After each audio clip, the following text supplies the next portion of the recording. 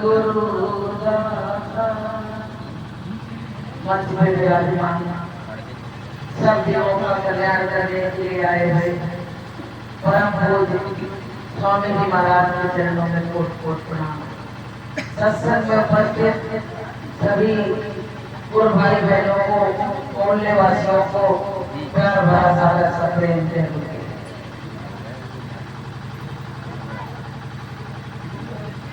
प्रेमियों,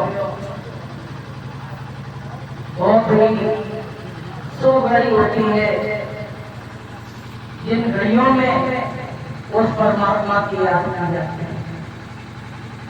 कहते दुनिया के काम कभी कम ना होंगे और एक दिन बदले हम ना होंगे।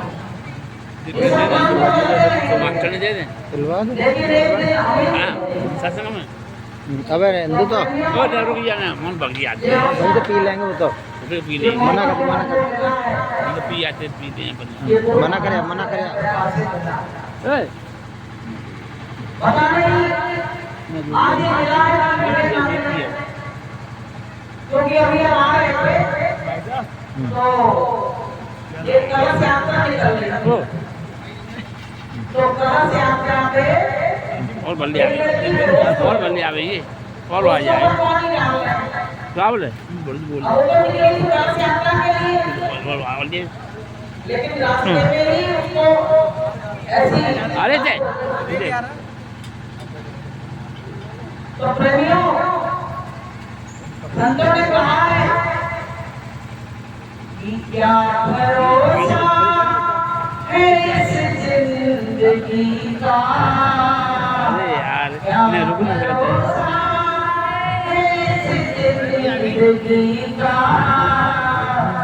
साथ देती नहीं है किसी का, साथ देती नहीं है किसी का, क्या भरोसा है इस जिंदगी का, क्या भरोसा है इस जिंदगी का, साथ देती नहीं है किसी का, साथ देती नहीं है लखनऊ इस जिंदगी का कोई भरोसा नहीं।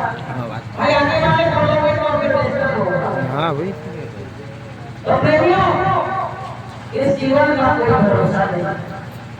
संतों ने कहा है कि करिए सो राम और भरिए सो राम। जितना कर लोगे वही तुम्हारे साथ जाएगा, बाकी का तो सब आसान, वही सार है और सब आसान है। तो प्रेमियों, इसमें बहुत कम लोग ऐसे हैं जो अपने आप का कल्याण के लिए चिंतित हैं, अपने आप का कल्याण कराना चाहते हैं। तो बहुत कम लोग जिनको झटका लगा होगा कि पता नहीं कल हो या ना हो, क्योंकि संतों ने कहा है कि आज रात के बीच में और जंगल होगा घास और ऊपर होगा हर जगह छोड़ करेंगे घास। किसी दिन इस आया को प्रकट पे जलाया जाएगा और हमारी इसी उसके तमाम भगवान लग जाएंगे और वो जानवर है वो वहां चले चले बताए जिस काया का इतना गुमान है वही काया एक दिन विनष्ट हो जाएगा। तो प्रेमियों, गुरु महाराज कहते बच्चों, ये समय आने से पहले तुम चेत जाओ। संतों ने क्या कहा है कि चेत सवेरे पावे और फिर पीछे पर चढ़ाए और तुमको जाना दूर है कहे कबीर बताए। कहते बहुत दूर जाना, इतनी दूर उसकी नजदीक है कि यहाँ के लिए तो इन तमाम चीजों की व्यवस्था की हो तो यहाँ के लिए तुम्हारी बहुत व्यवस्था है, लेकिन वहाँ के लिए क्या व्यवस्था है कि कैसे आऊं मैं बोलूं कैसे आऊं बड़ी दूर नगरी, बड़ी दूर नगरी, कैसे आऊं मैं गुरुरी, कैसे आऊं मैं स्वामिनी, बड़ी दूर नगरी, बड़ी दूर नगरी, धीरे चलो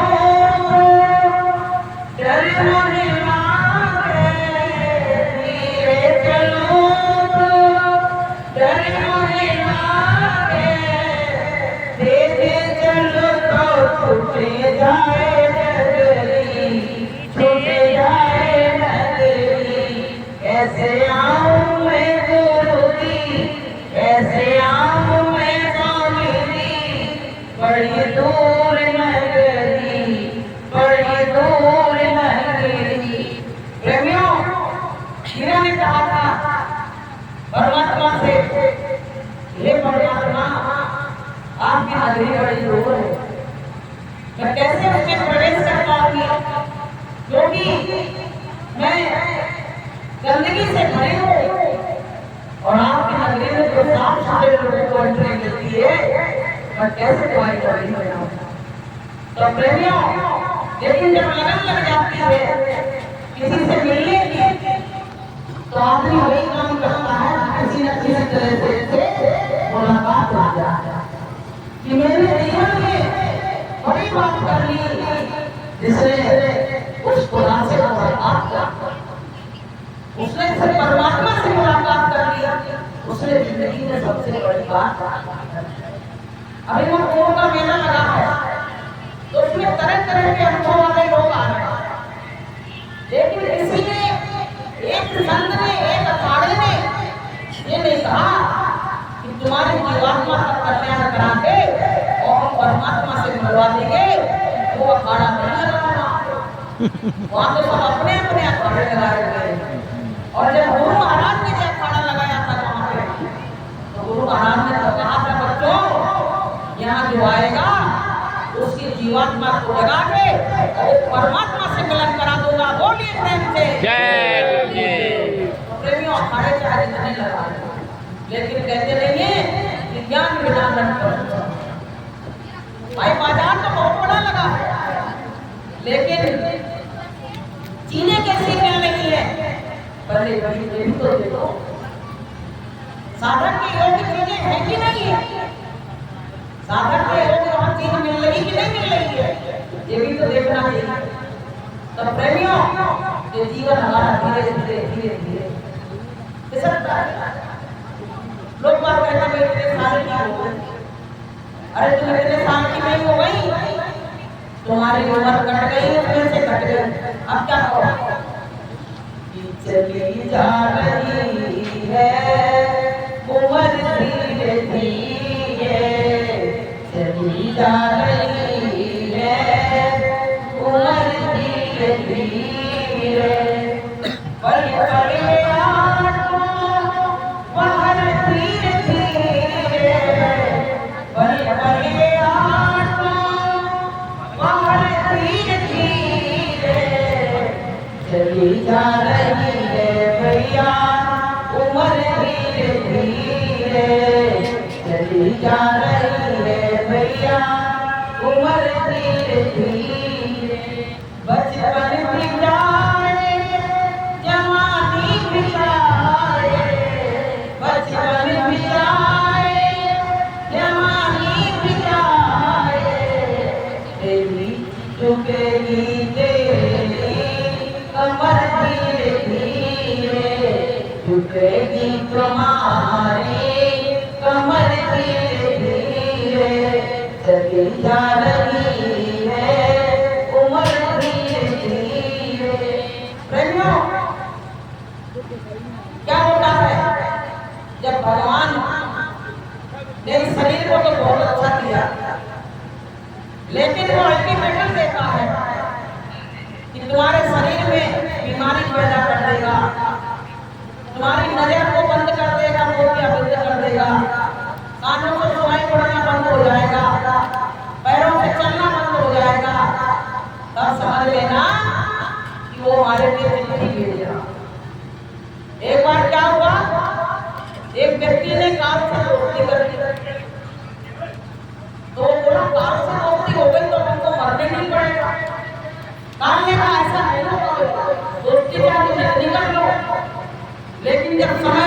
छोड़ने वाला हूँ, मैं ले जाऊंगा। आप प्रेमियों क्या हुआ? कहने लगा किसको बताओगे हमें? तो ऐसा करना, हमको चिट्ठी डाल देना, जब मेरी मौत का समय आ जाए तो बोले ठीक है, चिट्ठी डाल दिया। अब प्रेमियों को सोच रहा था को चिट्ठी डाली जाएगी तब मेरे पास आएगा, और उसने जब चिट्ठी डाली समझो, ध्यान से सुनो बहनों, उसने चिट्ठी डाली यू को ज़्यादा समझ रहा है। देखो अच्छा क्या है, यू को कम करे। आओ साफ नहीं आ रही। अब थोड़ा दूर से बोलो। आप बोलो आप थोड़ा तो प्रेमियों उसकी चिट्ठी सुनो, चिट्ठी सुनो। हाँ वही तो वहाँ नहीं सुनाई दे रही। थोड़ा दूर से बोलो, दूर से। तो प्रेमियों जब काल आके आए तो क्या हुआ? उसकी आंखों से दिखाई पड़ना होने लगा, उसके हाथ पांव में बल नहीं रहा, बाल सफेद होने लगे। और एक दिन प्रेमियों क्या हुआ कि वो कान स्वयं आ गया। तो उस व्यक्ति ने कहा कि बताओ कि तुमने चिट्ठी तो डाली नहीं, तुम लेने आ गए।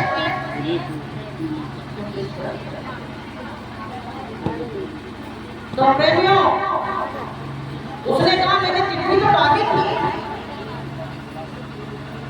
तो पता ही नहीं कर पाया मैंने चिट्ठी डाली। और कैसे डाली? बोले तुम्हारी आंखों से दिखाई पड़ने लगा, पढ़ने लगा, तुम कान से पहले हुए कि नहीं हुए? बोले हमें नहीं पता था कि ये वाली चिट्ठी है, और तुम तो लेने आ गए। तो प्रेमियों जब भगवान के बनाए पार्ट्स खराब होने लगे तो समझ लेना कि वो चिट्ठी डाल रहा है, वो लेने आने वाला, ये समझ लेना। चाहे तुम इसका जितना रिपेयर करा लो, दूसरी किडनी लगवा लो, आंखों में लेंस लगवा लो, मोतियाबिंद का ऑपरेशन करा लो, कान में मशीन लगवा लो, लेकिन नहीं, उसके बनाए पार्ट्स खराब हो रहे हैं, वो लेके जाएगा। तो प्रेमी भाई बहनों समय रहते ही चेत जाता। गुरु महाराज कहते हैं बच्चों, जो समय रहते चेत जाता है और समय रहते जाग जाता है, वही यहाँ का बहुत बड़ा शहंशाह होता है। लेकिन पता है सब लोग दुनिया के अपने धंधों में पड़े हैं कि दुनिया के काम कभी कम ना होंगे और एक दिन बंदे कम ना होंगे। काम तो सब करते रहेंगे लेकिन अभी नहीं। हमारे जैसे कितने लोग चले गए ये बताइए? मरकटों पे लाइन लगी हुई है, हम जैसे तो कुछ भी नहीं है, बड़े बड़े शहंशाह बड़े बड़े बादशाह चले गए। बताइए इनकी यहाँ चुटी बोलती थी, जिनके नाम से लोग डरते थे, वो भी चले गए, तो हमारे तुम्हारी क्या हिसाब? तो प्रेमियों जब यहाँ से सब जाना है तो परमात्मा का भजन था कि अब तो भजन करो भाई रे, तेरी बीती उमरिया, अब तो भजन करो भाई रे, तेरी बीती उमरिया, गहरी नदिया नाव पुरानी, गहरी नदिया नाव पुरानी, नाव भंवर में फंसाई रे, तेरी बीती उमरिया, नाव भंवर में फंसाई रे, तेरी बीती उमरिया, अब तो भजन करो भाई रे, तेरी बीती उमरिया। संत कहते हैं क्या भजन करो। गुरु महाराज भी यही बात कहते हैं बच्चों, भजन करो और इस देश से उड़ चलो। नहीं तो पता है एक बार इस देश में फंस गए बंद है। तो निकालने वाला कोई है नहीं, संतों के सिवा हमको इस देश से कोई निकालने वाला नहीं है प्रेमियों। फंसाओ दिया निकालने, लेकिन निकालने का काम दयाल का है। दयाल चाहेगा तो निकाल के ले जाएगा, और काल इस देश से हमको कभी निकालने वाला नहीं है। इसलिए प्रेमियों गुरु महाराज की बात को गुरु वचनों को रखना संभाल के,